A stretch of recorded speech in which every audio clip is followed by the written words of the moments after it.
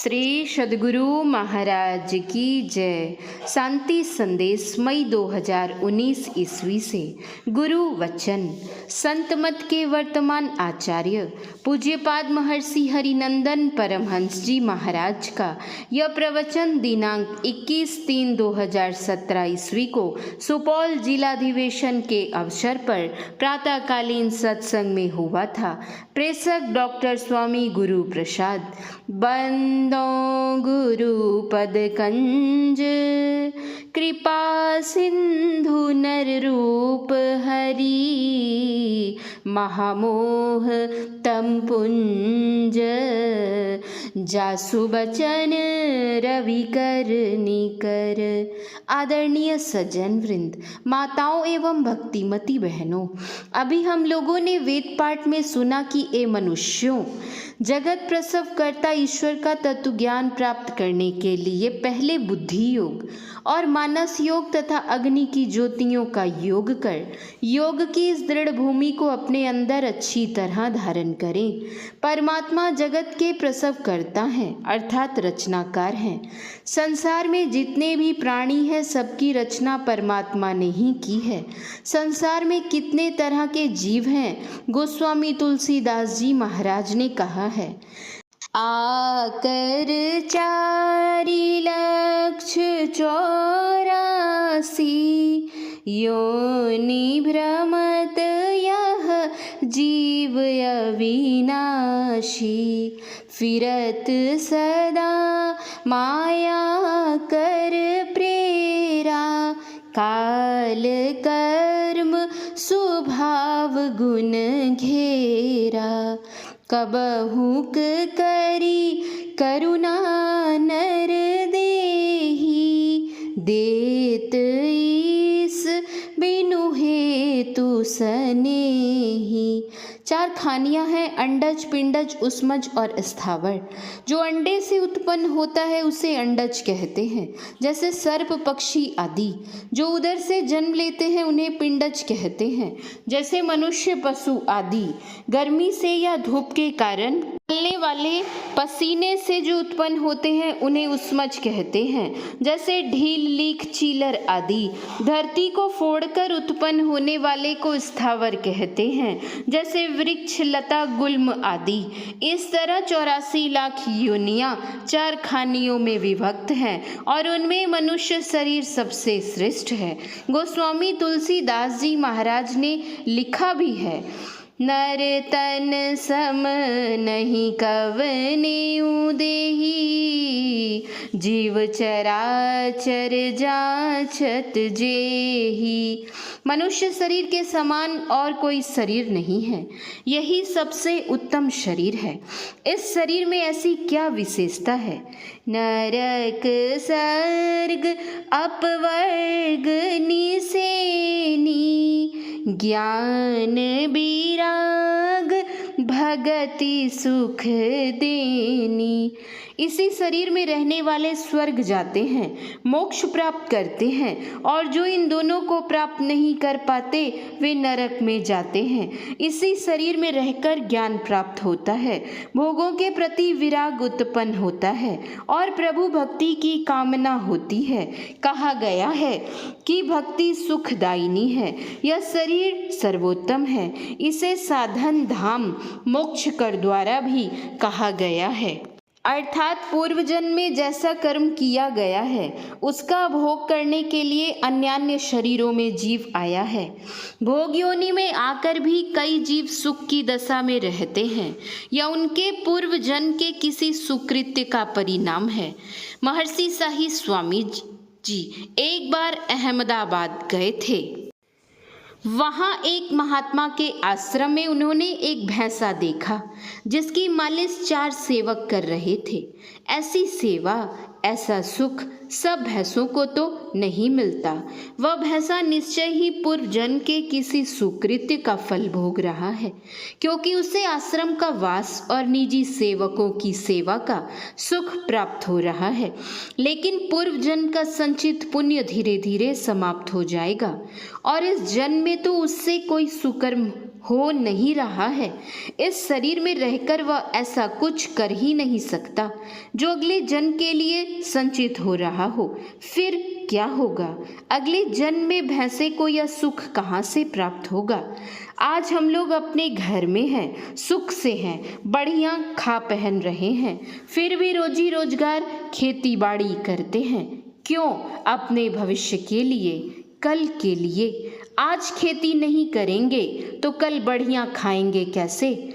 आज का किया हुआ कर्म कल के काम आवेगा, लेकिन भोग योनियों में पड़े जीव कर्म नहीं कर सकते। वे पूर्वकृत कर्मों का भोग ही पा सकते हैं, क्योंकि वे कर्म योनि में नहीं हैं। आप भोग योनि के किसी भी जीव का उदाहरण ले लें। बैल को आप हल में जोत देते हैं, उससे काम करवाते हैं, उसे देते क्या हैं? केवल रूखा सूखा घास फूस। घोड़े को टमटम में जोतते हैं, कितने आदमी सवार हो जाते हैं उस पर, उसे मार खानी पड़ती है। टमटम को खींचकर एक स्थान से दूसरे स्थान पर ले जाना पड़ता है। सवारियों से मिलने वाला पैसा भी उसे नहीं मिलता। खाने के लिए वही घास फूस और चारा दे दिया जाता है। घोड़ा अपनी शिकायत किसी से नहीं कर सकता, अपनी पीड़ा किसी के सामने व्यक्त नहीं कर सकता। वह कितना लाचार है, अवश्य है, दुख सहता है, फरियाद भी नहीं कर सकता। यह है भोग योनि। जिस तरह का कर्म करके आया है उसी का फल भोग रहा है। लेकिन यह मनुष्य शरीर कैसा है? इसमें पूर्व जन्मों के कर्मों का भोग भी है और इस जन्म में अच्छे कर्म करने की सुविधा, आज़ादी भी है। यह कर्म योनि है। यह मनुष्य शरीर तुम्हें कैसे मिला? गुरु नानक देव जी कहते हैं, नहीं ऐसो जन्म बारंबार, का जानी कछु पुण्य प्रगटेओ, तेरो मानुषा अवतार। कहते हैं तुम्हारे पूर्व जन्म के पुण्य ने ही यह मनुष्य शरीर तुम्हें दिया है। यह बार बार नहीं मिलता। जैसे जैसे उम्र बढ़ रही है वैसे वैसे जीवन घट रहा है। इस जीवन की समाप्ति कब हो जाएगी ठिकाना नहीं। संसार के रचनाकार परमात्मा ने कर्मानुसार हमें मनुष्य शरीर प्रदान किया है। 84 लाख योनियों में जीव को कर्मानुसार भेजने वाले वे ही हैं। जो जैसा कर्म करता है उसी के अनुसार उसे भिन्न भिन्न योनियों में जाना पड़ता है। अब हम विचार करें कि मृत्यु तो अवश्यम भावी है। यह शरीर छूटेगा ही। अगले जन्म में हमें कौन सा शरीर प्राप्त होगा क्या हम जानते हैं? यह शरीर छूटने पर दोबारा मनुष्य शरीर ही प्राप्त होगा, इसका भरोसा किसे है? परीक्षा में बैठने वाले छात्र को अपने अध्ययन व्यवसायिक से भरोसा होता है कि वह परीक्षा में अवश्य उत्तीर्ण होगा। ठीक उसी तरह से जो परमात्मा की भक्ति करते हैं और जीवन काल में ही अपने को अंधकार से निकालने में समर्थ हो जाते हैं, उनको संशय नहीं रहता। गोस्वामी तुलसीदास जी महाराज ने कहा है, जब लग नहीं निज हृदय प्रकाश, अरु विषय आस मन माही। तुलसीदास तब लगी जग जोनी, भ्रमत सपने हूँ सुख नाही।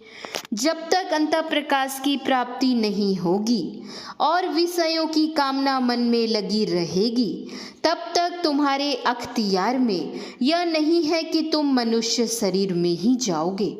संसार की विभिन्न योनियों में तुम्हें भटकना पड़ेगा जहाँ सुख नहीं है।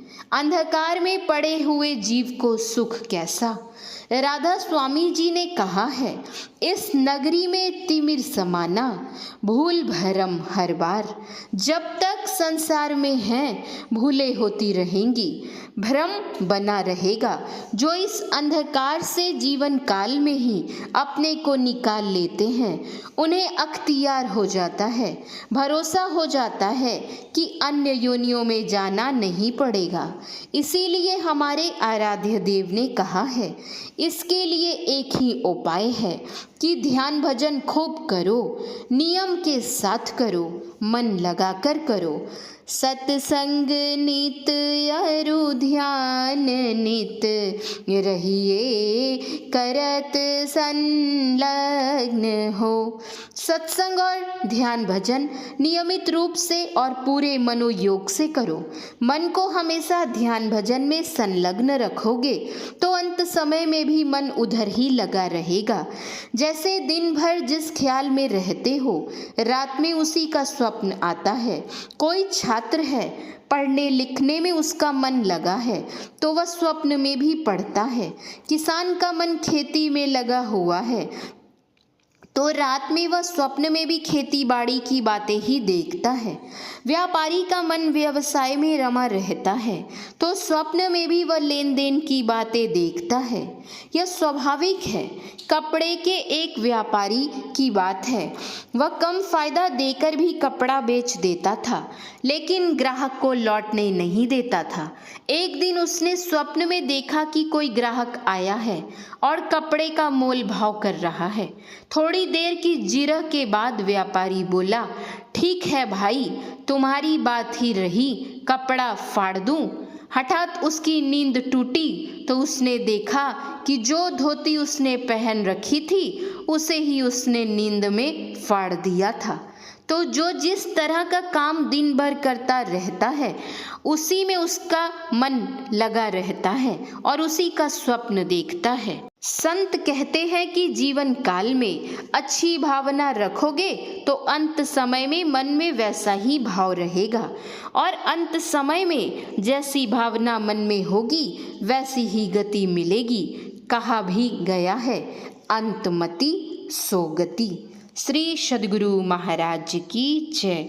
महर्षि हरिनंदन परमहंस जी महाराज के प्रवचन का कुछ अंश पढ़ा गया है। श्री सद्गुरु महाराज की जय। श्री सद्गुरु महाराज की जय। श्री सद्गुरु महाराज की जय।